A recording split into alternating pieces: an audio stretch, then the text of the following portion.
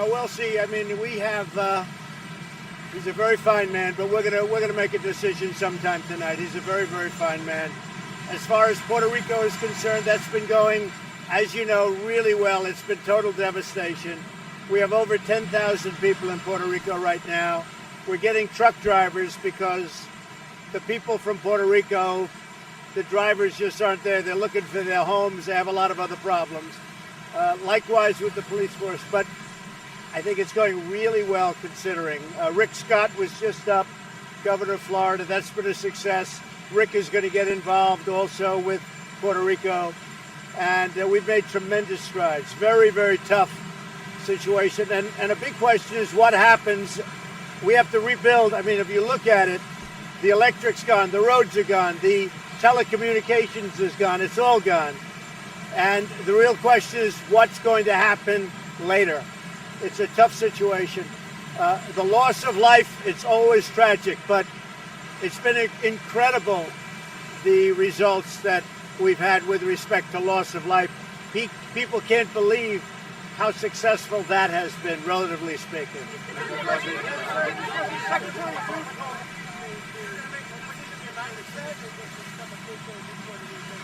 I can't hear you, John. Go ahead. What did you say about the criticism that some officials in Puerto Rico, including Mayor San Juan, have leveled at relating to saying what you said about it, you're getting the equipment there is really insulting to the Well, I tell you, the governor of Puerto Rico has been unbelievably generous with his statements. I mean, he's been praising our efforts. And this is a very difficult, this is a total devastation. When you look at Texas and when you look at Florida, you know, it's a whole different level. Nobody's ever seen, when you have a Category 5 wipe out an island like this, because you have nothing. You don't have the roads, you don't have anything, and you don't have the people even to operate the equipment. That's why we have literally hundreds of truck drivers being brought into the island to operate the trucks, because those people have lost their homes, so they're unable to do it. And the police have lost their home, so they're unable to do it. So it's a tough situation, John. Was the way too long to say that Puerto Rico was a good news story? Well, I haven't heard what she said. I can tell you this. We have done an incredible job, considering there's absolutely nothing to work with. And a very big question is, what are we going to do with the power plant? Because the power plant has been wiped out. It's not like, let's go back and fix it. That's what I do. I'm a good construction guy. You don't go back and fix it. There is nothing. The power grid is gone. So we have a lot of big decisions, and you're talking about the dollars that you're talking about are really tremendous. And I'll be talking with the Democrats, and we'll be talking to Congress about what we're going to do a little bit longer term. In the meantime, we've saved a lot of lives. We've done a really good job, and now we're bringing the people for distribution.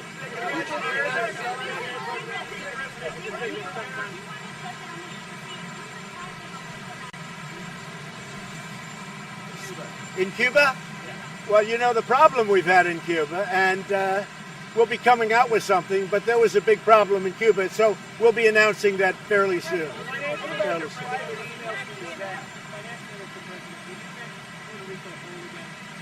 Well, we're looking at Puerto Rico. That's a very, very big thing you're talking about. You know, we're spending hundreds of millions of dollars right now. It's a territory, and these are great people. I know the people very well. These are great people. But, you know, there's a massive investment. You are rebuilding all of it at some point. As you know, there is, you know, hundreds of millions. There's a tremendous amount of money already invested in Puerto Rico by others before the storms. And that money has been in serious trouble. So now on top of it, a lot of other money. So a lot of, look, a decision has to be made. What are you going to do? Puerto Rico was flattened. And a big decision comes as to what are we going to do. But I'm there to help, I can tell you that.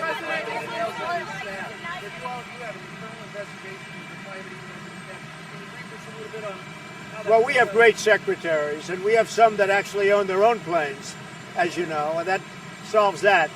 But we put it in order that no more planes. If you look at past administrations, for instance, if you look at the Obama administration and you take a look at the amount of time that they spent in the air. They spent a lot of time in the air. But I felt very badly because Secretary Price is a good man. But we are looking into it, and we're looking into it very strongly.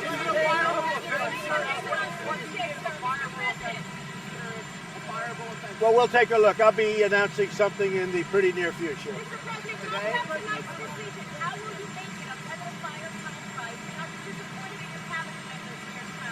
I have a great cabinet, and you know, we save hundreds of millions of dollars through negotiation.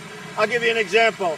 With the F-35 fighter plane, myself, I've saved hundreds of millions of dollars in negotiating, and that's one of the reasons I don't like seeing anybody even have a question about, flying. I just don't want to do that. We're saving tremendous amounts of money no matter where we go. If you look at what we've done in Florida or Texas, we've done that for relatively little compared to what other people. So I don't like to see that happen. And I think it's a shame because as a human being, Tom Price is a very good man, I can tell you. John? Well, that's unacceptable to me. No, that would be unacceptable. Steve, go ahead. I've had 4 meetings for Fed chairman, and I'll be making a decision over the next 2 or 3 weeks. What about the use of private emails from your staff?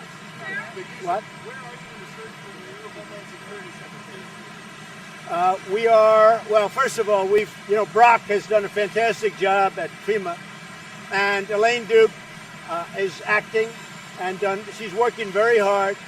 And, I think what FEMA has done has been incredible between all of these hurricanes and doing so well.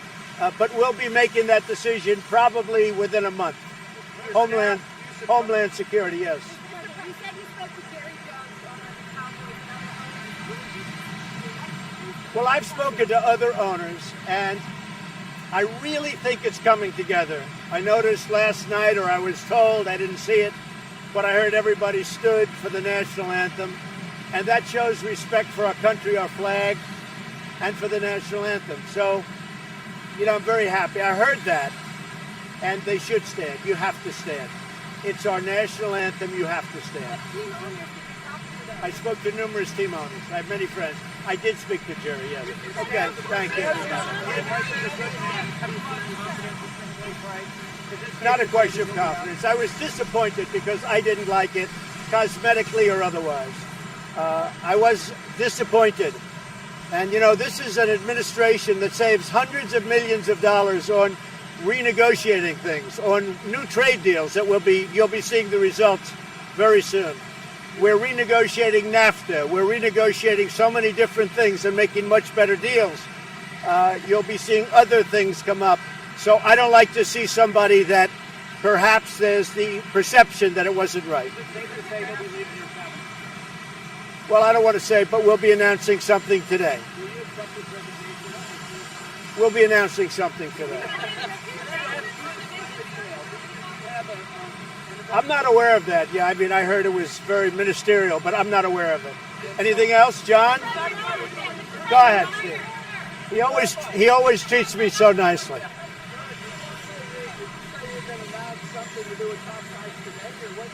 Probably today something will happen. Something will be announced. Look, I think he's a very fine person. I certainly don't like the optics. As I said, we renegotiate deals. We're renegotiating trade deals. We're renegotiating, as an example, the F-35 fighter plane. I've saved hundreds of millions of dollars. So I don't like the optics of what you just saw. Cuba, some very bad things happened in Cuba. Very bad things. Yeah. Well, you're going to see what's happening in Cuba, but they did some bad things in Cuba.